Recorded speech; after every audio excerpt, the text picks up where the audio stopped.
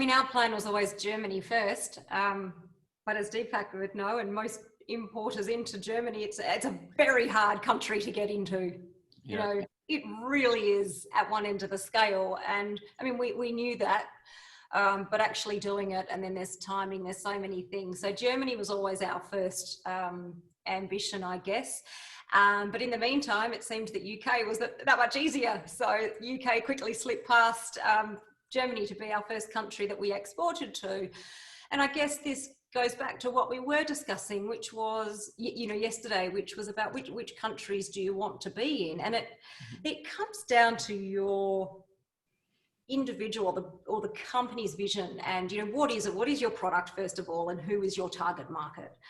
Because if you are wanting to get into medicinal cannabis and into the German market, then, you know, there is a lengthy process with the GMP, you know, if you're not already in that, if you don't already have GMP or EU compliance status. So, you know, look, it is very interesting to understand and to say, look, where is it that you want to be?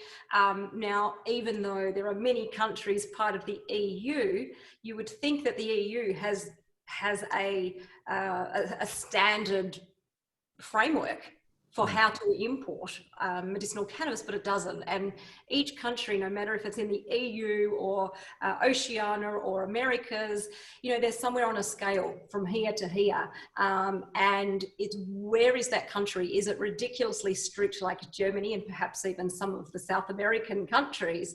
Or is it sort of more down this end here? So again, understanding each country and where they sit on that spectrum is really important, because you know, it's expensive to have these indoor facilities and these GMP facilities. And if you're just doing that for one country, you know, you need to understand that to recoup those costs in the future, which is clearly what our investors want to see, as well as patients having lower prices, that it needs to be considered. Yeah, and I think, you know, one of the huge topics that people often miss initially, they get a wake-up call really fast, but they miss initially, is sort of the heavy level of upfront investment required to get into these markets. So I'd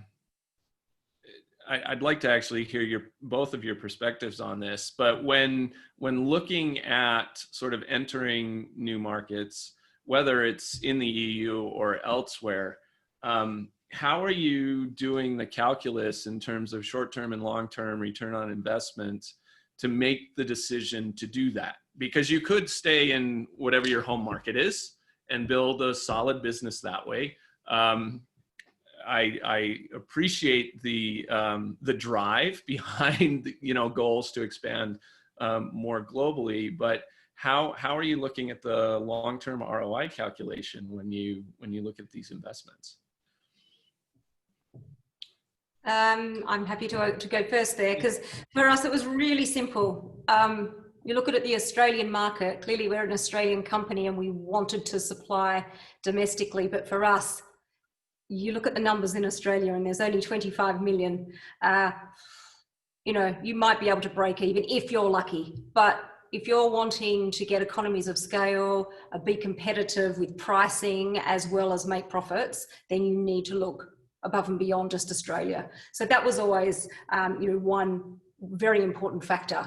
And also for me, it was an individual vision that I had. It was a very clear moment when I was sitting, it was in the Margaret River region of Western Australia, and I was sitting on this bench, a park bench, and I said, what if, I mean, imagine if people on the other side of the world could actually be benefiting from a medicine, a cannabis medicine that we've actually grown here in Margaret River. And ever since then, it was really, you know, that was kind of the vision, and that spurred me on. But of course, we did have, and I don't have an accounting background. My finance skills are not great at all. My CFO will tell you that.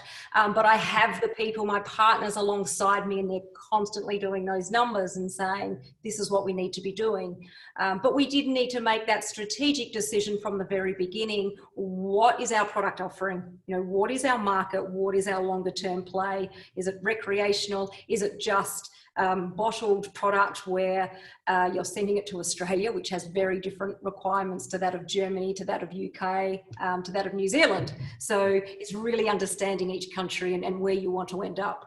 A lot of people, I think, were hoping that it was going to become recreational in Australia, so they're setting up for that purpose.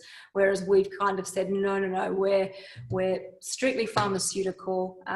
We need this pharmaceutical quality system.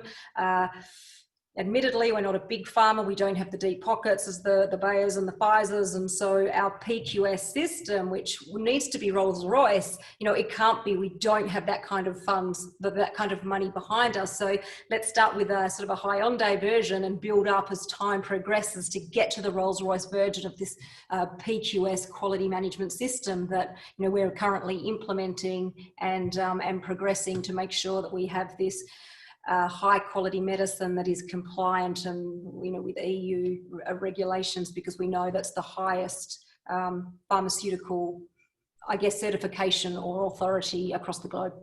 Yeah. And Deepak, how about yourself? Yeah, for us, it was a little bit different. We sort of, looked to challenge the status quo, which was, do you actually need to be vertically integrated, given where things are? I mean, a lot of companies started there, both, in Australia as well as in Canada, but we sort of said, A, do you need to do that? And B, do you actually have the expertise to do that? Do you have the expertise to not only understand regulatory compliance, which is a whole elephant on its own, and then do you also have the capability to be able to cultivate and be a good cultivator? And the answer to the second one was no. We've never cultivated before. We've never grown anything. I don't think I could grow a tomato in my backyard. So, how am I going to take on this cannabis plant? I'm sure you can hire expertise and, you can learn very quickly, but that was not our core competency, and nor did we need to be. And so we looked at, what's happening globally? There's a number of contract cultivators, whether it be in our backyard in Canada, whether it be in Australia, whether it be in Israel, whether it be in Colombia, and the list is endless with respect to people that have set up shop to contract cultivate. What we didn't see in the market was a number of distributors that would have relationships with pharmacies and, in the case of CBD with high street retailers across Europe.